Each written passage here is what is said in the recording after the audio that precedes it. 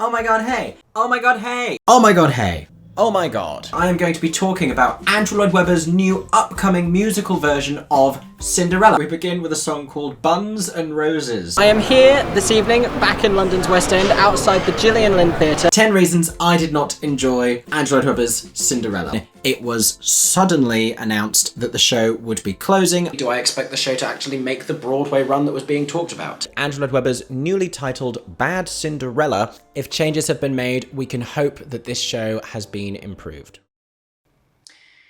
Oh my god, hey. Welcome back to my Stagey YouTube channel, now filming on location in New York as part of my first ever trip to Broadway to see and review as many Broadway shows as possible, including, of course, Andrew Lloyd Webber's Bad Cinderella. I finally saw the show on Broadway this evening, as I have been planning to almost since it was announced. So it's no secret to long-time viewers of my channel that this has been a show that I have been following and commenting on for some time now, since before its West End opening, throughout its turbulent West End run, and on its trajectory towards Broadway. And as soon as they announced the Broadway opening, I was looking, I was thinking about it, I was manifesting and putting it out there into the universe. Could I make it to Broadway? And quite early on, I made the decision that I was just going to make it happen. So I'm here in what is going to be its opening week.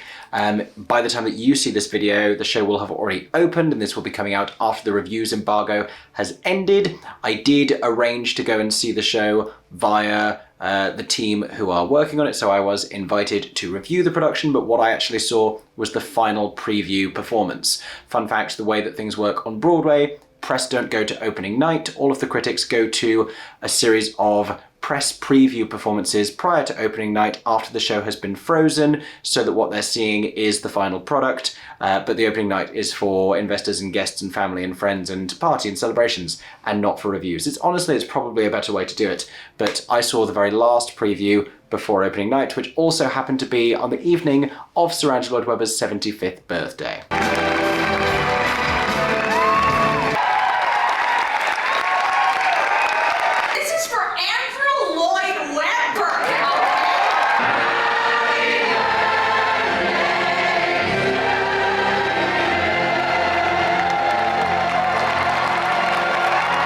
But enough about all of that. You want to know about the show. So I am going to be telling you about Bad Cinderella. It occurred to me, this is obviously my first time seeing the show on Broadway with the new title, but minus the bad, I saw Cinderella 3 different times in London's West End, so I'm pretty well versed now in this show. We're going to talk about this production itself. I'm going to tell you what's different about this production, because I do think there are some things that have been improved and there are other things that remain the same. I'm going to tell you about whether I think that helps or hinders the show. We're also going to talk about the cast. Obviously that's a big difference from the West End to the Broadway productions. Some new songs as well.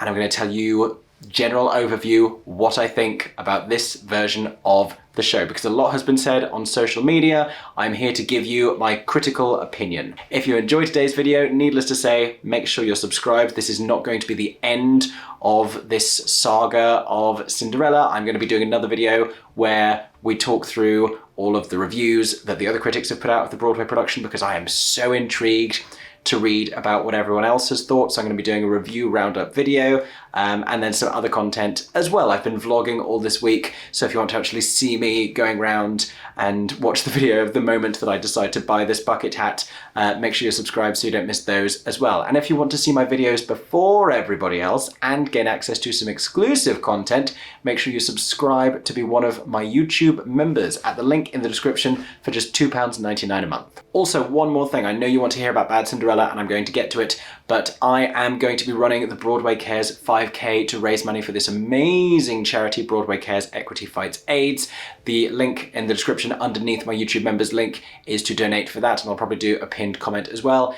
Anything that you can give from $1 upwards would be fantastic and will make a huge difference to some people who really need it right now. Now, let's talk about Bad Cinderella.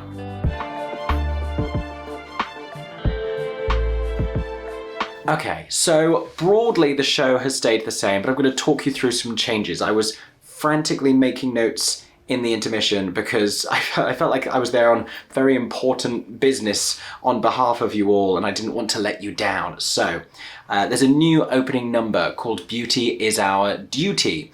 And the show starts the same way. We still have the rose seller singing roses, lovely roses, whatever the lyrics are. And then we have the milkmaids and then the topless baker guy going, hot buns, check out my hot buns, that apparently gets a laugh in every single country it plays in, so good for him. But where they would then go into for 49 amazing years that they did in the West End, that song is now gone and they sing a song called Beauty is Our Duty. It is more high energy, it is more of like a punchy, bold opening number that introduces us to all of the townspeople, and I think it's better. Actually, I think that this is a good improvement. It's giving us energy from the top of the show. In the same scene, we can see the changes to the design. So this was glimpsed in some of the promotional material that the show put out, but the villagers are now wearing multicolored costumes that are kind of slightly bohemian and lederhosen-y, but also pretty cohesive amongst themselves, but they're in bright colors and multicolored, and I think I do prefer that to the leather look, silver and gray stuff that they wore in London. I think that was going for like this chic kind of Zara shine aesthetic, and now they just feel more colourful and vibrant. And the set pieces as well, similar looking set pieces, slightly different to the ones that were in the Gillian Lynn, but just more colour, and I do think that's a good choice. That new opening number gets subsequently reprised as well later in the first act. Then we have a little bit of a change to the narrative. So when the Queen arrives in that opening number, they sing a different version of the little announcement music that they sang to the Queen. It was sort of strange and discordant and choral before, and now it's just a little bit more straightforward. Again, another good change. And rather than having a judge to award them the prize for most attractive town, none of that is mentioned whatsoever. That whole concept is gone, and they are simply unveiling a statue of Prince Charming because it's almost a year to the day since he was declared missing in action. So that's what the whole thing is about. They unveil it, and there's like a potato sack tied on the front. I think it was Beauty Sucks. I think Beauty Sucks had been spray painted onto it. Literally every time I've seen this statue reveal, it's been something different, and that felt very tame. And also, like, they could have just removed the potato sack. They were trying to spin this into some sort of huge consequence, like, oh no, this is terrible, this could ruin us. But because they didn't have the competition element, it didn't really have the same level of consequence. But the competition felt very contrived anyway, and it's good to get the Prince Charming plot in from the beginning, so I have mixed feelings about that whole sequence. I think had they just done something more elaborate with the statue, or she could have beheaded it, that would have been very bad, Cinderella. Too much? Would that be too much? I don't know. Weigh in the comments. We also start to notice some changes to lyrics and dialogue. When Sebastian enters, it's quite funny, he comes from behind one of the footmen, and there's a lyric change here that begins about a positive change in the show, I think. Because previously, I'd commented on the fact that they always talk about Sebastian not being physically attractive, and every Sebastian I have ever seen has been very physically attractive. Tonight's was no exception. And instead, rather than saying how I really wish he had a chin, they change it to something about him being very uncharismatic and him not having much of a forthcoming, confident personality. And so they're not attracted to him because he's just very withdrawn and non-charming. And he's the opposite of Prince Charming. So that makes much more sense. Rather than it being a physical thing, it's about his attitude and his behavior. He doesn't have the big dick energy that Belleville requires in its monarchy. The whole thing, I think that makes more sense. Does that make more sense? That makes more sense to me. Carrying on through the first act, we then have the song Bad Cinderella. I don't hate the way that this is staged, but I do miss the clever ways in which they used the revolve previously when they were dragging Cinderella by her hair and carrying her away. They do a little bit of that, but mostly we just get quite quickly into this formation dance routine where it looks a little bit like they're doing a TikTok dance in a big triangle formation, and then they pick her up and then they tie her to a tree with 2 ropes. Some other changes to the script that I noticed, they've added in a couple of Gen Z references. Because when you have the stepsisters, Marie and Adele, discussing Bad Cinderella and her clothing, they say things like, "It's giving peasant." That is new for Broadway. That is the additional book material that we have heard about. which there wasn't much of. There is tinkering with the book and with some of the narrative elements, but that happened twice, and it got a big laugh the second time. So there you go, that's worked for Broadway. Storytelling wise, there are some things that I think have been tightened up slightly. So Sebastian makes an offhand reference to the godmother during the man's man scene, and this is good, I think, because it introduces her character prior to us meeting her for the first time. Otherwise, we meet her and she has to introduce herself and do a lot of heavy-handed exposition. Never good in musical theatre. The fact that he talks about her earlier in the first act, she is foreshadowed, and we have a little bit of insight by the time that we actually meet her as a character. That's good, and it costs nothing. Like, that's good book writing, because it costs absolutely nothing to just name drop her, so we have some sense of expectation. In terms of the godmother's character herself, I enjoy the character more in this one. I've been quite outspoken about finding this character frustrating, and I feel like they just use her as a plot device. I think my issues with her previously have been twofold. One, that she's just far too willing to help Cinderella at the beginning for no real reason. In this new production, she sees Cinderella with the shoes, she encourages her to try them on, and she's intrigued by the fact that they fit Cinderella perfectly. We never really explore what this means, but at least it's some kind of impetus for her to help. Previously, she had nothing. The other thing that annoyed me is in the second act when she gives Cinderella's necklace back to Sebastian. She used to chastise him for not having seen beyond Cinderella's beauty, even though that's what the godmother is all about. They've just cut that line so she has this shorter interaction with him, and I don't want to tear my hair out. So that's good. I would say a great deal of the staging is very similar, but obviously one very big change on Broadway is that we do not have the rotating stage and seats. If you have no idea what I'm talking about, let me explain. So when this show was at the Gillian Lynn, they utilised a pre-existing feature within that theatre that Cats had used before, which is there's a whole turntable beneath the front section of the seats and a sort of a front semicircle of the stage where the whole thing can rotate. So at the beginning of the second act, in the ball scene, the whole thing would begin to rotate and the audience would move around behind the stage and the stage would come round, and the production would then be in the round during the ball scene. That doesn't happen on Broadway because the Imperial Theatre does not have that built into it. Consequently, we now have some set pieces because now the ball needs set because it's no longer in the round. So we have some towers with curtains coming down that look quite nice. I don't have an issue with any of the set pieces in this version of the show. Mostly they're very similar to London. While we're talking about design, costuming, I think it's much the same. It feels like a little bit upgraded here. Everything just feels a little bit fuller. I didn't love the dresses in the ball because they all had these large tacky jewels stuck onto them. It was giving Drag Race Design Challenge. That's what it was giving. And it just looked cheap and costumey. And I think from a design perspective, the show ought to take itself a little bit more seriously and not try to look silly and pantomime-y. In London, the stepmother had some sort of comical pantomime dame-esque costumes. Carolee Carmelo's costumes here are a lot less like that. They have these ridiculous flowers and they're huge and exuberant, but they're not, the costume itself is not a joke. If anything, Grace McLean's costumes as the Queen and her kind of Cyndi Lauper-esque hair are a little bit sillier than the stepmother's. Cinderella's costume is an interesting one. So she gets this off-the-shoulder white gown with a little bustle train put on the back, and she gets a white wig and she gets some face sparkle stuff like she's at Coachella. And I'm not sure about the aesthetic of the whole thing. Maybe it's very popular. Maybe it's a new generational thing that I don't know about.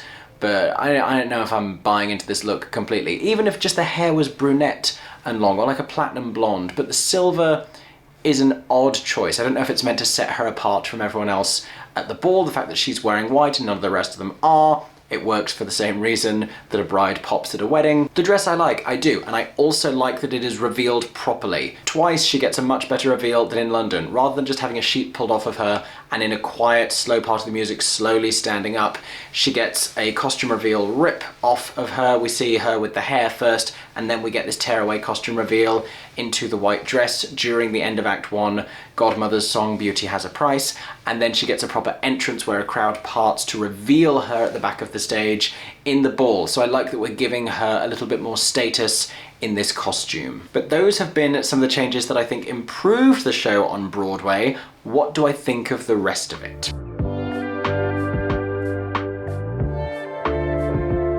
So we're gonna get a little bit serious now, excuse me.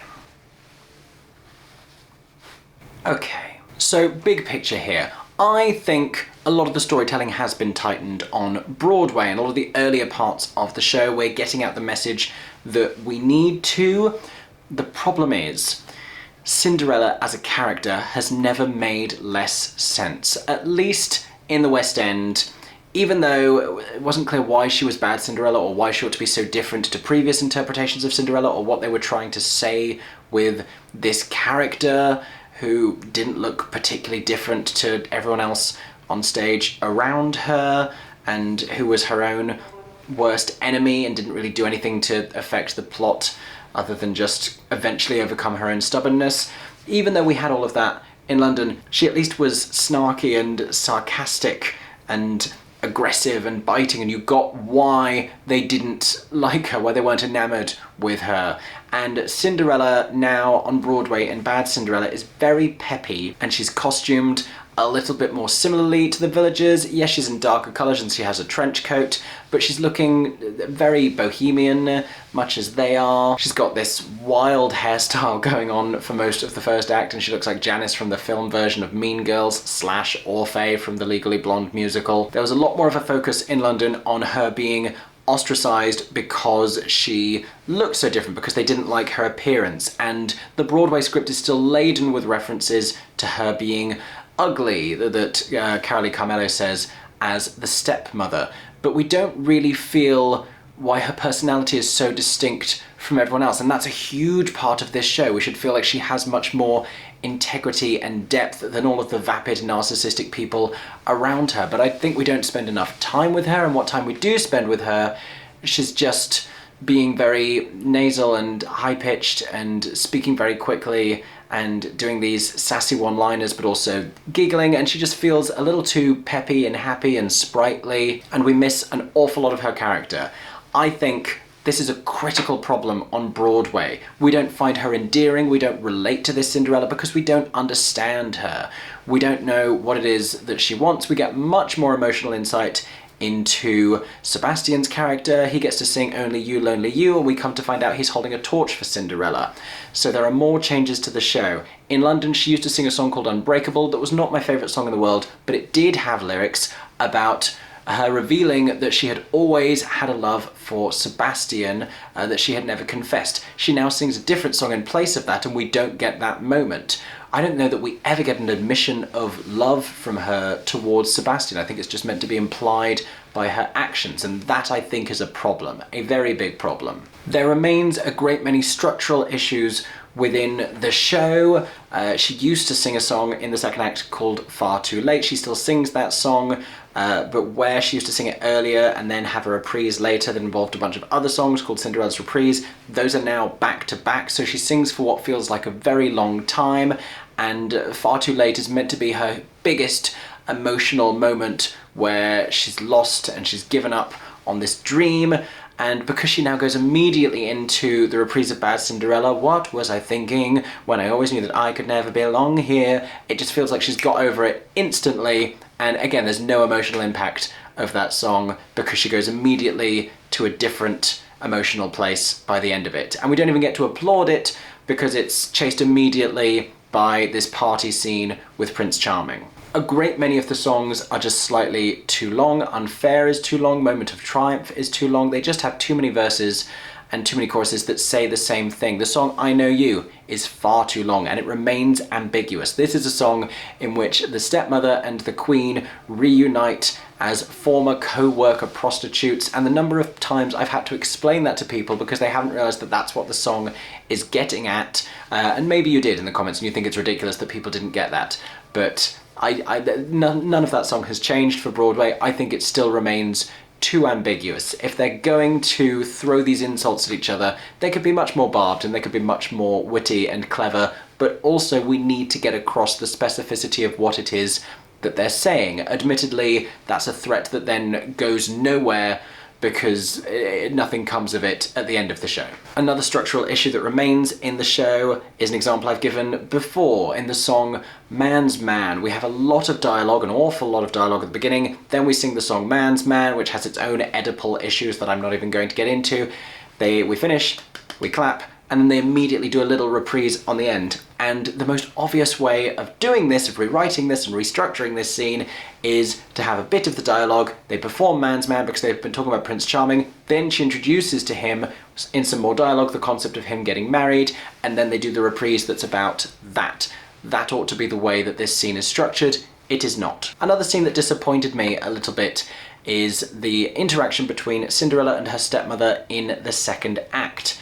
This is where the wedding is happening and Cinderella's stepmother confesses to her that Cinderella really had everything she wanted at her fingertips, but she squandered her opportunity for love and happiness by being stubborn. So in the original version of the show, Cinderella says, "If you want me gone so badly, then pay me," and the stepmother agrees to pay her and Cinderella will leave.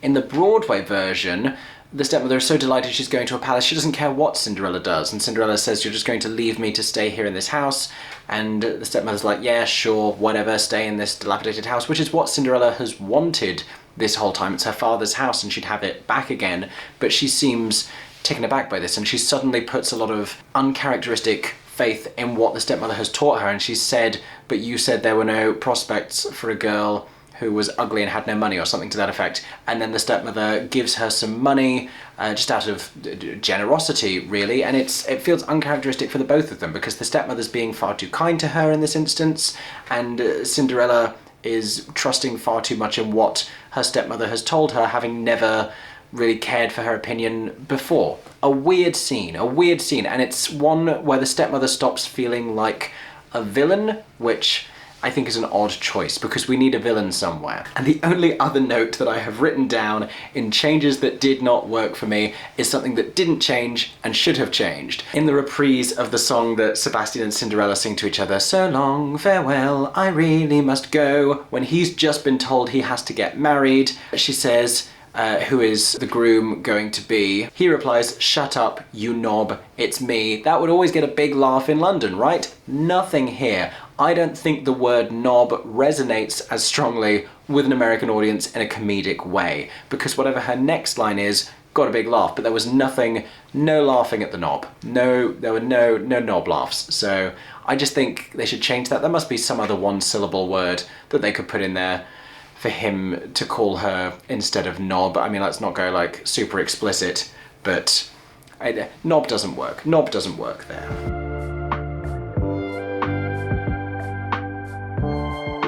Okie dokie, I'm armed with my playbill because I think we should start talking about the cast and their performances.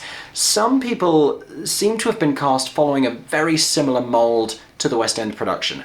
Others seem to have been cast in a completely different direction. One of those who feels very far from their original London cast counterpart is Lady Janeo, who is playing Cinderella, Bad Cinderella. Her take on this role, very different to Carrie Hope Fletcher's. She reminded me a little bit of Rosie Perez. Like I said, she was sassy and feisty, but she wasn't quite as melancholy or gothic or really as resentful as I wanted her to be. I mean, she found indignance in those moments where she needed it, but just often too smiley, too peppy, and I wanted to feel more of the disdain towards the town and towards all of their attitudes. A big issue is when she gets transformed, we see her really delighting in her newfound appearance, and Carrie did this as well as Cinderella.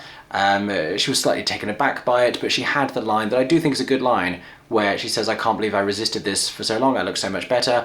But what I didn't like tonight in the Broadway production, when she goes to the ball, we see her then happily looking comfortable and dancing with all of these men, and it's not until they say the line afterwards, "That girl can't walk in heels," that she stops being able to walk in the heels. Now, perhaps this is just over time they get harder to walk in, whatever. But I would prefer to see her arriving at the ball and feeling uncomfortable, because she doesn't like these people. She doesn't like behaving this way. This is not natural to her. So for her to come in and sort of effortlessly look graceful and be delighting in the company of these obnoxious, awful men that she's never liked, that felt disingenuous to me. What I will say is Linnaeus' vocals sounded great live. I know that there's been a little bit of flack towards some of the recordings they've put out from her. I thought she sounded fantastic, and some of those songs have really high endings, and her voice was just flying up there with a tremendous power. Very pingy, very Broadway, but she navigated those songs incredibly well. It's very hard to sing, is that part. So carrying on, I want to talk about Jordan Dobson as Prince Sebastian. I have seen 4 Prince Sebastians in my time, and I really enjoyed Jordan Dobson. He had a charisma that was brought out by his interactions with Cinderella, but he was nervous in front of his contemporaries in court and in front of the townspeople. I understood his take on the role more so than I have with various performances before, and I think that's because the material has been edited slightly around him to make that make more sense. And his performance of Only You, Lonely You was a vocal highlight. It was profoundly good. At the height of the song, he gets this big key change and he does a rush forward. I love whoever has directed him to do that in that moment, or if that came from him. It's so deliciously cheesy, but it's great. You want him to run forward at that moment, and he does as the orchestra sweeps. On the very highest note in the song, when he climbs up to Only You, he steps up onto a tree trunk at that moment, and I was so impressed by the vocal support and the anchoring, and he sounded fantastic. His Billy Elliot angry dance at the end was also very, very good, and his little rage moment in the second act after the ball was believable, and these are the things that I care about in a Sebastian. Now, 2 of the highlight performances of the show came from Grace McLean as the Queen and Carolee Carmello as the stepmother.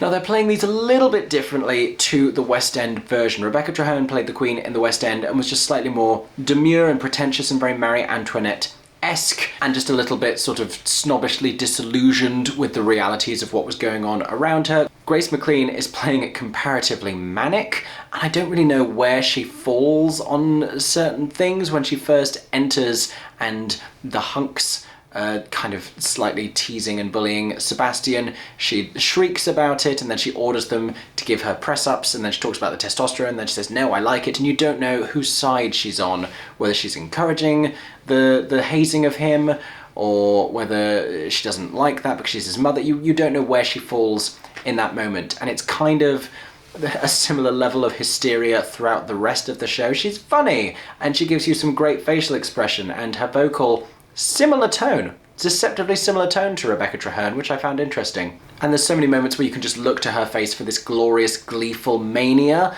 but the whole thing is played on a 10. Like, she could have had 12 cups of coffee before she did that show. Carolee Carmello is giving you a similar kind of a thing to Victoria Hamilton Barrett's Olivier Award nominated performance as the stepmother. It's still a little bit of a vocal affectation in the accent, but it's not necessarily a full campy character voice in the same way that Victoria did. Carolee is giving you gravitas and dignity and elegance and imperiousness, and the best part of either of their performances is the way they interact with each other. The dynamic that they have almost makes the song I Know You worth being in the show. Not quite, but almost. Sammy Gale and Morgan Higgins play Adele and Marie, respectively, aka Cinderella's stepsisters. I like these characters in the script. It does still annoy me that we don't have any female characters who like any other female characters within the show, because literally every woman in this show hates every other woman, which I think is the most ridiculous anti-feminist thing, but that's not the point of this section of the video. I just think, even though they have some really great material, the both of them pushed too hard, and they were too high energy and too whiny and too obnoxious, and I know they're trying to come across as annoying because that's the character, but I liked that it was a little bit more laid back, and had they done more of like a Paris Hilton kind of a vibe, where they're riffing on this recognizable modern kind of a character with like a Kardashian vocal fry, I think that would have been a lot more funny, and it would have been a welcome break from the high energy, ludicrousity of a lot of the other performances. Everyone's giving you campy, gasping and mania and high energy. And I think had they just trusted the material a little bit more and gone with something a little bit subtler, it may have paid off with a few more laughs. I actually really quite enjoyed Cameron Loyal as Prince Charming in the brief cameo moment that he has towards the end of the show. I thought he ticked every single box that he needed to in terms of characterization, in terms of like impressive gymnastic ability and status, and owning that scene and justifying everything that's been said about him up to that point, because he's been talked about for the entire show. He's been sung about in a creepy sexual way by his mother. He has a lot to live up to, and I thought he did that well with just his presence and his authority in that moment. And Christina Acosta Robinson as the godmother. Not only does she belt the house down in the Imperial Theatre at the end of Act 1 and give you all of the drama that you need in that classic Andrew Lloyd Webber end of Act 1 shout fest that he loves to do, but I think she manages to make the material more compelling as the godmother. In her first interaction with Cinderella, we believe that she's genuinely willing to help, but also has this insidious edge to her as well. And it's still a very shallow and one-dimensional character, but she manages to make it interesting, and that's all that I can ask for. And I want to mention the ensemble as well, because this is such a hard-working ensemble. They dance up a storm, and they are so committed to everything that they are doing on that stage. A lot of this music is not easy to navigate with its time signatures and with the complexity of this staging. I think they do a great job, as I think did all of the cast in London. This has never been my complaint about any time I've ever seen the show. I've only ever had great things to say about the people cast in it. And again, today, that is what I have to say.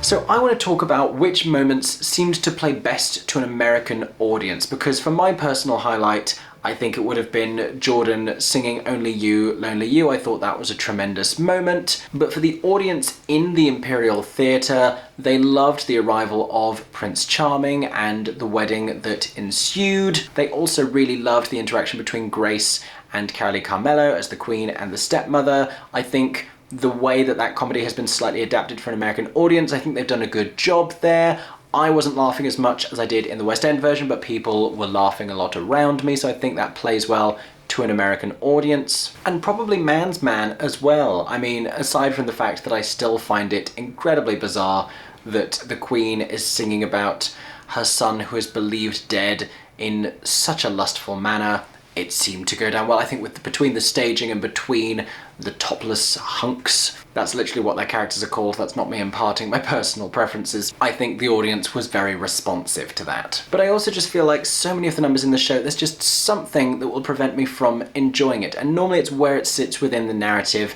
and within the storytelling. Now, for all the criticism that there has been of this show, and I have been involved in that as well, Andrew Lloyd Webber has only composed the music here. I think there are a great many issues largely with the book, with the script, with the narrative, with the storytelling, with the lyrics. There are some new lyrics I like, but there are also as many new lyrics that I don't like. There were at least 2 occasions where Cinderella rhymed a particular phrase with the same phrase repeated immediately. That is lazy lyric writing from you, David Zippel. And there are so many moments that are capable of being fantastic, winning moments, but they haven't necessarily been set up emotionally. We have a song like Only You, Lonely You that has exactly what it needs in the characterization, in the script leading into it. We know where he is, it takes us on that journey, and it leads us up to the moment so he can deliver that. Cinderella does not get the same capacity in the script for us to learn about where she is emotionally for her to then sing that song. So the emotions of that moment aren't earned, and there's no emotional payoff. As my final sort of thoughts and overview of this show, I think it still doesn't know what it is. This is a show with an identity crisis. It doesn't know who it is for, and it doesn't really ever establish what it's billing itself as, which is an unconventional fairy tale and bad Cinderella. I've spoken to so many people who are confused as to why she's supposed to be bad. She does this one act of minor vandalism towards the beginning of the show, and then she just complains in a sassy way to the one person who is actually nice to her that she has to do a lot of cleaning. That's really all that we see her do throughout the show. We don't get to understand why she's so different to Cinderella's that we've seen before, and so many features of the classic Cinderella story are absent. She loses a shoe because she throws one at him. He then picks that shoe up and does exactly nothing with it. There is no reason why she has to have left the ball by midnight. It's only this ambiguous idea that that's the exact time that what she's wearing will suddenly become too uncomfortable for her to continue wearing and she'll have to go home. Because the prince isn't Prince Charming, he's Prince Sebastian. He already knows her from the beginning, so there's no need to go and identify her. There's no lesson to be learned about not having noticed her beforehand and only noticing her when she's beautiful, because it's the inverse of that. I've just never been sure throughout this show what it is that they're going for, but I'm confident that whatever it is, I don't think they are achieving it successfully, and I don't think they're reaching whoever it is that they want to reach, whether they think that this is a show for Generation Z or for young people, or if they're just trying to have a broad audience and appeal a little bit to everyone. I don't know. But those have been my thoughts on Bad Cinderella on Broadway at the Imperial Theatre. If you're wondering why I didn't do a star rating in this video, it is because those are not customary on Broadway. Generally, they do not attach star ratings to their show reviews, so I will not be doing one here either. I am so intrigued to read what the other critics have thought of the show here on Broadway. I will be doing a video where I talk through the other reviews as they come out, and I analyse those as I've done for some previous review roundup videos before. Thank you so much for watching today's video. If you have seen Bad Cinderella on Broadway, I am desperate to hear from you. Comment down below with all of your thoughts. If you didn't like the production, if you loved the production, if you disagree with everything I've said, comment down below and let me know why. I would love to hear what people think about this show. Thank you so much for watching today's video. This will not be the end of the Cinderella saga. Make sure you subscribe so you do not miss the next exciting content. And if you want to see my videos before everybody else and gain access to some exclusive content as well, make sure you become one of my YouTube members. You can click on the first link in the description to sign up for just £2.99 a month. Finally, anything at all that you could donate to my Broadway Cares Equity Fights AIDS 5K Run fundraiser would be so appreciated. I am trying to get towards my final goal of $10,000, and anything close to that we could raise would be absolutely amazing. I hope that everyone is staying safe and that you have a stagey day. For 10 more seconds, I'm Mickey Joe Theatre. Oh my god, hey, thanks for watching, have a stagey day. Subscribe!